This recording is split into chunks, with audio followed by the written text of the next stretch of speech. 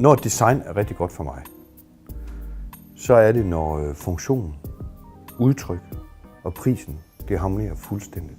Der er ikke brugt et overflødigt gram af noget som helst steder.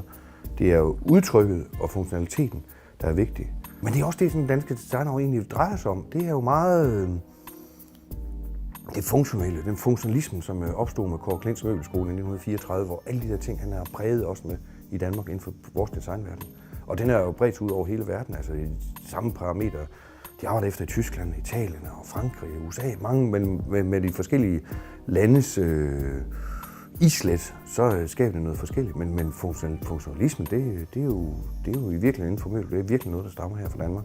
Og det er jeg jo en stor del af, fordi jeg har opdraget den tradition. Jeg har gået i skole, hvor vi læste den tradition. Jeg har boet hjem, hvor vi har levet efter den tradition.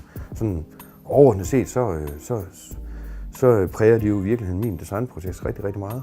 For mig er det relevant, at det her signal, tingene har, at de signalerer det skal, samtidig med, at prisen er optimeret i forhold til det produktets værdi, så at folk de virkelig får et helt stykke produkt.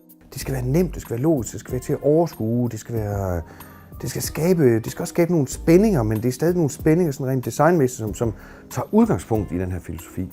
Hvad er det, når man arbejder, som jeg gør, så hvad er det så, der inspirerer? Jeg tror på, at den største inspirationskilde, det er at være sammen med andre mennesker.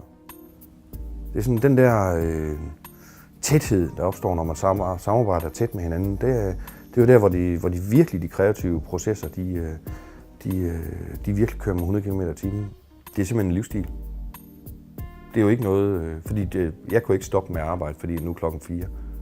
Det foregår 24 timer i døgnet. Det der med at være tilfreds, og hvornår du er tilfreds, og sådan noget, det er jo i virkeligheden, når de her forskellige funktionaliteter og pris og designmæssige udtryk og sådan nogle ting, så alt det sådan går op sådan, så er jeg tilfreds.